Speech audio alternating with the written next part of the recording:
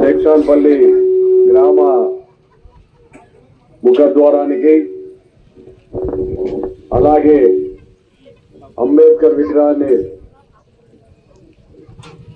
కట్టించి విగ్రహం కావచ్చు, ఇంతకుముందు గాంధీ గారి విగ్రహం కావచ్చు, అలాగే గ్రామ ముఖద్వారం కావచ్చు, అలాగే వడ్డే ఓమన్న గారి విగ్రహం కూడా స్టార్ట్ అవుతుందన్నారు. కానీ కొన్ని కారణాల వల్ల కాలేదు. మళ్ళొక్కసారి చేస్తా అంటున్నాడు.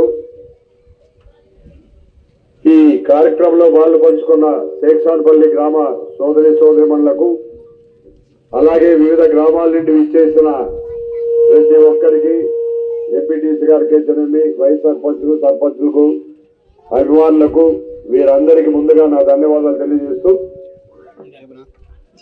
మామూలుగా లింగన్న గారికి చదువు తక్కువ ఉన్నా నలుగురికి సహాయం చేయాలనే పెద్ద గుణం మటుకు చాలా ఎక్కువ ఉందన్న విషయం మనందరికీ తెలుసు.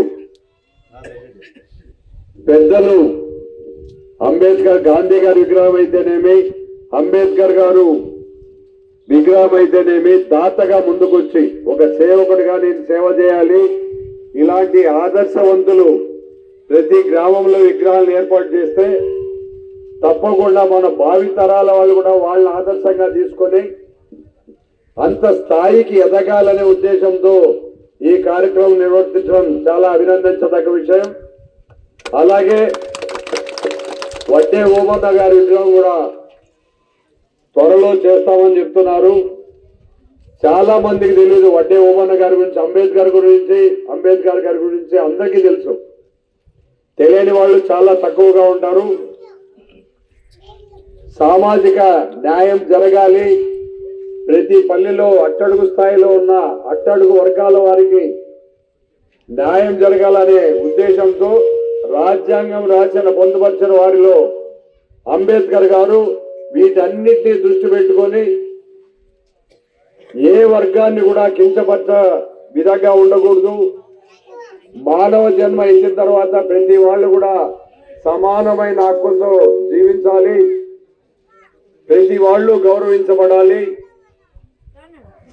సమాజంలో తారతమ్యాలు ఉండకూడదు అనే ఉద్దేశంతో ఈ అంబేద్కర్ గారు రాజ్యాంగం రాసేటప్పుడు తనతో పాటు మిగిలిన వాళ్ళు ఉన్నా దీన్ని స్ఫూర్తిగా తీసుకొని దీన్ని పొందుపరిచి ఈరోజు అంబేద్కర్ గారు మన భారతదేశంలోనే ప్రతి స్థాయిలో ఉన్న, ప్రతి అట్టడుగు స్థాయిలో ఉన్న వాళ్ళను కూడా పైకి ఎదగడానికి ఆ రోజు రాజ్యాంగంలో పొందుపరచడం వల్లనే ఇది సాధ్యమైందన్న విషయాన్ని మనం ఇక్కడ గమనించాల్సిన అవసరం ఉంది.